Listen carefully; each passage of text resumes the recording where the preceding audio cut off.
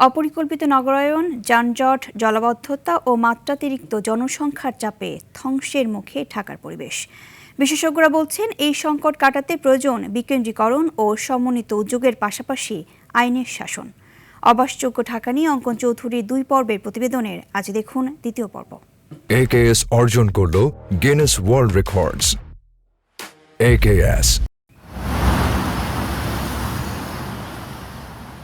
বিশ্বের উন্নত শহরগুলো যখন স্বাস্থ্যসেবা, গণপরিবহন, নগর ব্যবস্থাপনা ও জীবনযাত্রার মান উন্নয়নে প্রতিনিয়ত এগিয়ে যাচ্ছে, তখন ঢাকা হাঁটছে ঠিক যেন তার উল্টো পথে। ফলে আন্তর্জাতিক বাসযোগ্যতা সূচকে ধারাবাহিকভাবে পিছিয়ে পড়ছে এই মেগাসিটি।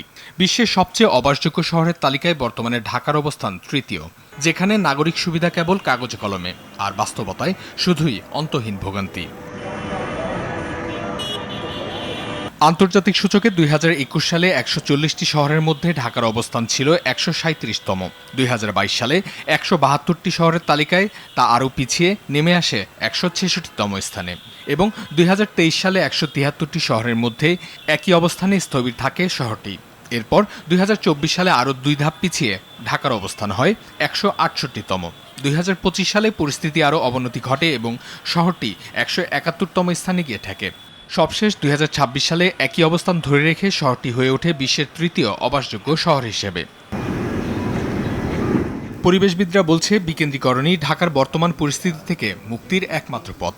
আমাদেরকে চিহ্নিত করতে হবে যে কোন কোন কারণগুলো এই বসবাসযোগ্যতা হারানোর ক্ষেত্রে ভূমিকা রাখছে, চিহ্নিত করে সেগুলো একটি একটি সমাধান করে আমাদের বসবাসযোগ্যতা ফেরত আনতে হবে। এদিকে নগর পরিকল্পনাবিদরা বলছেন, ঢাকার বিদ্যমান সংকট কাটাতে প্রয়োজন দীর্ঘমেয়াদী পরিকল্পনা। আপনি ট্রাফিকের সলিউশনের কথা বলেন, ড্রেনেজের সমস্যার কথা বলেন, এনভায়রনমেন্টের এই যে এয়ার কোয়ালিটি, ওয়াটার কোয়ালিটির যে অবস্থা, এগুলো ইমপ্রুভমেন্টের জন্য আপনাকে দীর্ঘমেয়াদী অনেক ধরনের পরিকল্পনা নিয়ে আগালে আপনার এই ইন্ডিকেটরগুলোতে মার্কিংটা ভালো আসতে পারে। পাশাপাশি প্রয়োজন সরকারের নগর উন্নয়ন ও ব্যবস্থাপনার সাথে জড়িত সবাইকে একসাথে কাজ করা। যে প্রতিষ্ঠানগুলো নগর উন্নয়ন এবং ব্যবস্থাপনার সাথে যুক্ত, প্রত্যেকটি সংস্থার সাথে সম্মিলিতভাবে একটা গোল নিয়ে যদি আমরা আগাতে পারি এবং প্রত্যেকটা ইন্ডিকেটর ধরে ধরে যদি আমরা কাজ করি, তাহলে অবশ্যই ইমপ্রুভমেন্টের সুযোগ আছে। বিশ্বের তৃতীয় অবাসযোগ্য শহরের তকমা শুধু একটি আন্তর্জাতিক র্যাঙ্কিং নয়, বরং রাজধানীর কোটি মানুষের বাস্তবতা।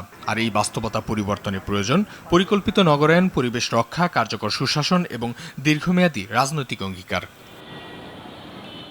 অঙ্কন চৌধুরী, RTV, ঢাকা।